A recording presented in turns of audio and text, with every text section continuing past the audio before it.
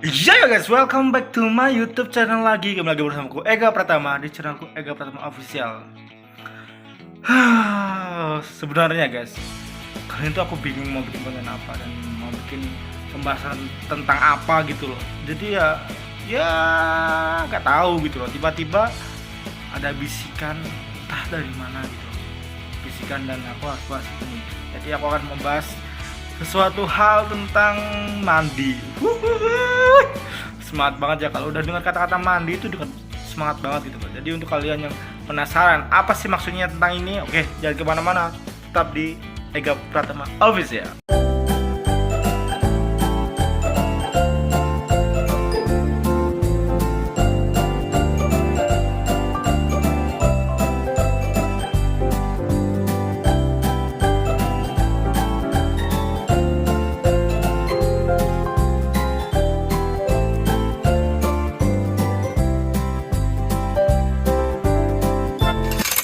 Welcome back to my YouTube channel. Ya sebenarnya sih pembahasan kali ini tuh harusnya serius ya, tapi aku akan membawakan pembahasan ini sedikit agak konyol dan sedikit agak biasa santai gitu aja ya. Semoga di sini aku akan tahu mana orang yang benar-benar tahu, mana orang yang benar-benar paham, dan mana orang yang benar-benar hanya sekedar melihat video ini. Oke? Oke, seperti biasanya sebelum masuk ke inti videonya, aku ingin menyapa dulu ke kalian sobat-sobatku Sagittarius, sahabat-sahabatku Sagittarius, saudara-saudaraku Sagittarius di luar sana, dan senior-seniorku Sagittarius di luar sana. Bagaimana kabar kalian? Semoga sehat selalu, semoga panjang umur, dan semoga murah rezekinya. Dan untuk saudara-saudaraku yang lagi mengalami musibah, yang lagi mengalami masalah ataupun yang lagi sakit, semoga cepat diberikan jalan keluarnya, diberikan solusi dari setiap permasalahannya, dan diberikan kesembuhan. Amin Allah, amin. Oke. Ya, mandi ya. Sebenarnya yang aku maksud dari kata mandi itu adalah sesuatu ucapan yang terwujud, ataupun kalau kata orang-orang dulu sih mandi gitu loh. Jadi konon dulu orang-orang tua itu pernah bilang kalau sesuatu hal yang kita kerjakan itu dengan buru-buru ataupun dengan apa ya, tidak kesabaran lah, itu akan menjadi hasil yang ceroboh, dan hal itu akan terjadi dan hal itu pun terbukti. Terus ada juga dulu mitosnya kalau maghrib tuh pulang, kalau nggak pulang nanti ya diculik setan lah dan apapun itulah. Dan ya mungkin ada beberapa orang tua zaman dahulu mengalami hal itu ya, jadi hal itu disampaikan ke anak-anaknya, dan sampai saat ini hal itu menjadi apa, sudah keterbiasaan lah ya. Seperti ibuku ya selalu bilang kalau maghrib pulang, kalau maghrib pulang, ya udah, itu mungkin rasa ketakutan dari pengalamannya ya, jadi tidak membiarkan anak-anaknya keluar dari malam hari. Oke, dan selanjutnya mandi. Kalau aku mengartikan kata mandi itu adalah sebuah apa ya, bisa dibilang kepekaan ya, kepekaan terhadap sesuatu hal di luar nalar manusia. Mungkin beberapa orang tidak akan paham dengan apa yang aku maksud. Mungkin ada beberapa orang saja yang paham dan mengerti apa yang aku maksud. Dan orang-orang yang memiliki kepekaan ini, biasanya orang-orang ini selalu menyendiri. Dan orang-orang ini cenderung kalau di tempat ramai dia akan merasa nggak cocok dan ini bukan tempat dia gitu loh. Karena apa? Di saat dia ada di tempat keramaian, orang ini cenderung kok merasa apa ya, percuma itu loh. Kalau kita di tempat keramaian pun percuma, karena di saat keramaian itu ada, disitulah ada banyak orang yang memiliki beda-beda sifat, dan banyak orang yang memiliki apa ya, kebohongan, dan bisa dibilang niat jelek lah, niat jelek ya. Karena hal itu membuat orang yang memiliki kepekaan tinggi itu akan menjadi mending gue sendiri deh gitu lah. Istilah katanya seperti itu ya. Jadi untuk kalian yang memiliki itu ya, aku rasa kalian harus bisa mengontrol hal itu ya. Karena itu adalah mungkin adalah anugerah dari Tuhan, mungkin sebuah kelebihan untuk kita untuk bisa menjadikan kelebihan itu menjadi yang bermanfaat. Oke, dan selanjutnya mandi juga.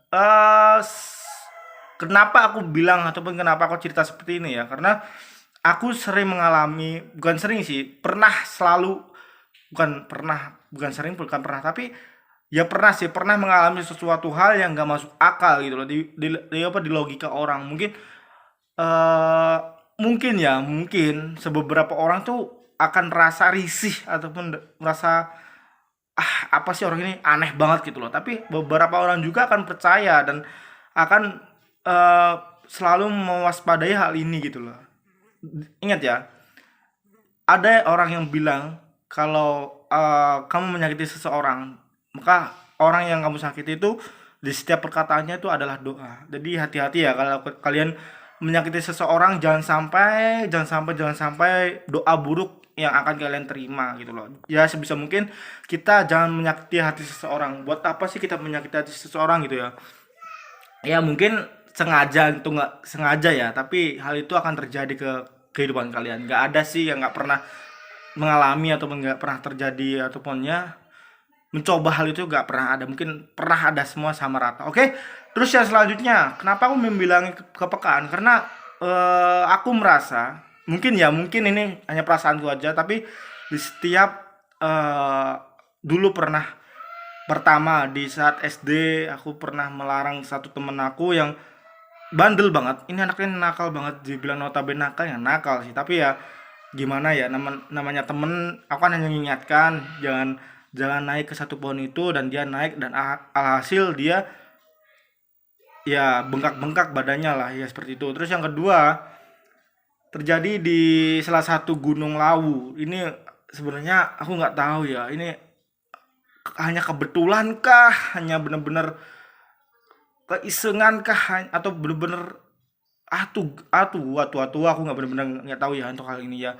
Tapi aku pernah menasehati atau pernah memperingatkan ke teman-teman aku yang ingin naik saat itu untuk berhati-hati, karena akan ada salah satu teman aku yang mengalami kedinginan ataupun apa ya, biasa disebut orang-orang gunung tuh intinya kedinginan seperti itu ya, dan ataupun kesurupan lah ini seperti itu ya. Aku hanya jeplak saja, hanya jeplak, tapi jeplakku itu bukan di saat bercanda ya, tapi di saat aku melontarkan hal itu, aku tuh pertama diam, dan tiba-tiba ada bayangan yang mengatakan ataupun bayangan yang memperlihatkan akan terjadi sesuatu itu. Akhirnya aku menyampaikan, dan ya mungkin ada teman-teman aku yang percaya dan teman-teman aku yang nggak percaya, dan hal itu terjadi. Terus yang ke selanjutnya, ada lagi yang selanjutnya di daerah dulu aku pernah di Papua ya, di daerah Papua sana. Aku pernah bekerja di sana, dan di saat aku bekerja, mulai masuk hari pertama bekerja aku, mulai interview di tempat kerja aku nih. Deng, aku merasa udah pernah di sini gitu loh.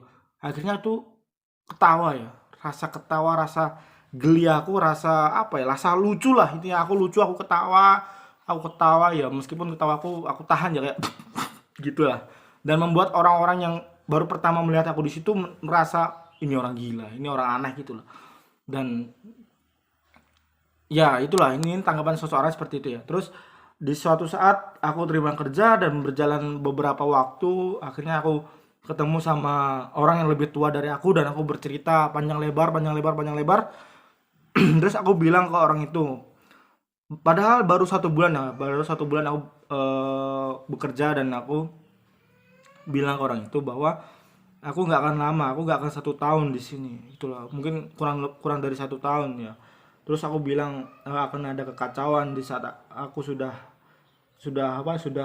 nggak di sini gitu loh, sudah pergi dari sini gitu loh. Ya mungkin menurut aku itu ya gimana sih, bingung sih loh, bingung di saat berbicara seperti itu tuh tanpa tanpa ada rencana ya, tanpa ada tujuan dan maksud ya, tiba-tiba berbicara seperti itu. Terus akhirnya setelah itu ya mungkin ada orang yang percaya dan ada orang nggak percaya. Akhirnya ya udahlah, jalanin aja lah. Terus tiba-tiba aku cerita sama temen aku nih, salah satu temen aku yang deket namanya teman kerja. Kan ada beberapa orang yang gak deket sama kita, dan ada juga beberapa orang yang deket sama kita. Akhirnya aku cerita eh nggak akan 1 tahun aku akan keluar, terus tiba-tiba akan ada kayak kericuhan besar di daerah sini gitu loh. Itu kalau kalau apa ya, kalau aku cerita seperti ini ya mungkin kalian nggak akan percaya gitu loh, karena kalian bukan seseorang yang aku ceritakan pada saat itu, bukan seseorang yang aku berbagi atau share saat kejadian seperti itulah. Jadi kalau kalian nggak percaya ya udah, itu terserah kalian. Aku hanya berbagi, aku hanya menceritakan sesuatu yang aku alami gitu loh, tentang kepekaan, tentang mandi ini loh. Setiap ucapan adalah doa ini loh. Jadi aku mengalami seperti itu. Akhirnya aku keluar, bener keluar kurang kurang dari 1 tahun, tiba-tiba gak ada peringatan apapun dalam kerja, terus aku keluar, dikeluarkan entah kenapa itu. Bukannya bukannya aku merasa sedih ya, bukannya aku merasa kecewa dan apapun itu, malah aku kok rasa seneng banget gitu loh.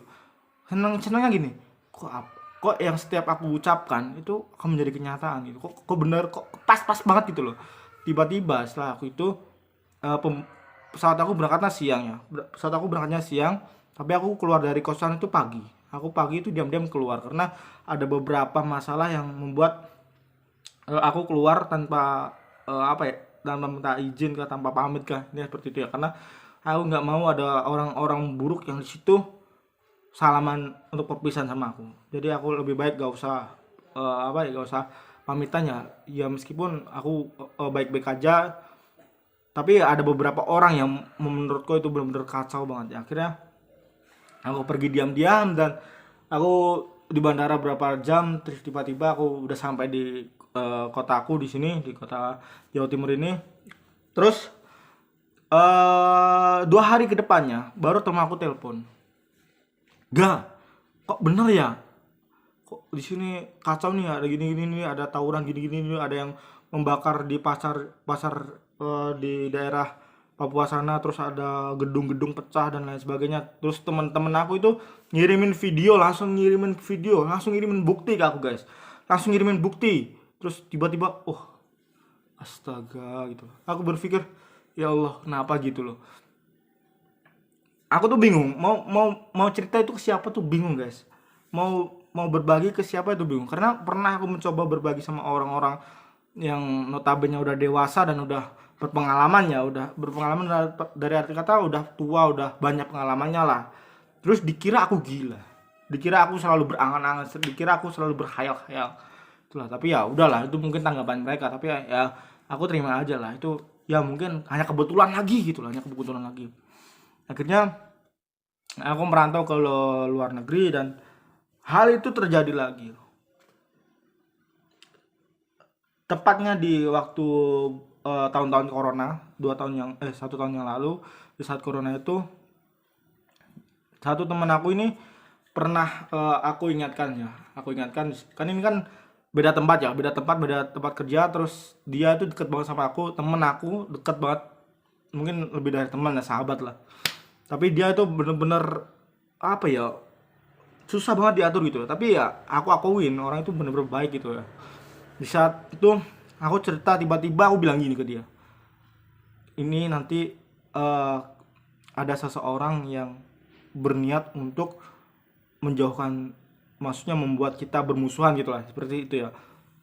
Padahal padahal di situ tuh nggak ada apa ya, nggak ada permasalahan dan nggak ada apapun itu loh, nggak ada ciri-ciri ataupun tanda-tanda ada seseorang yang ingin memisahkan dua teman baik gitu lah, ini seperti itu ya. Akhirnya teman aku paham tuh, ya udah gak ya.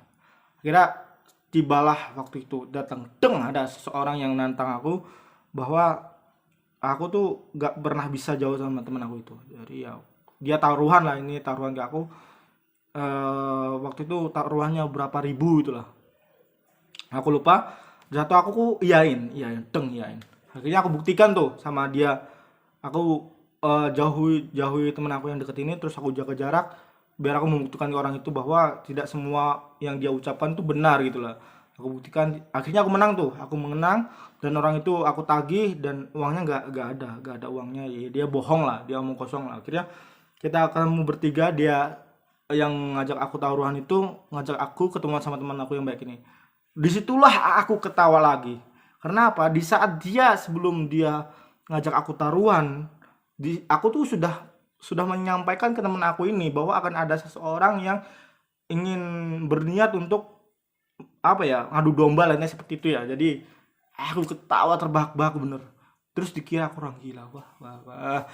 Terus banyak orang yang sudah resign. Terus resign tuh keluar dari eh, negara itu susah gitu loh guys, susah. Terus banyak kali-kalikunya banyak banget. Dan akhirnya aku sama temen aku gini, temen aku tuh bilang ke aku, gimana ga, gimana ini. Terus aku bilang, ya udah kita pasrahkan ke Allah, kita bukakan jalannya, maksudnya kita minta sama Allah bukakan jalannya agar saat kita pulang, saat kontrak kita sudah habis, itu nggak akan ada masalah ya, jalan-jalan mulus ya, nggak ada namanya operasi operasi apa dalam kata operasi polisi dan lain sebagainya, apa swab swab itu dan lain sebagainya, semoga tidak ada gitu loh. Akhirnya ya mandi juga gitu loh, ucapanku selalu apa pas itu mandi loh. Tapi anehnya di saat aku berpikir dulu sebelum mengucapkan sesuatu itu nggak akan terjadi guys, bener-bener aneh tapi nyata. Tapi ya mungkin itu ya yang pengalaman aku. Jadi intinya dari semua itu yang aku ceritakan,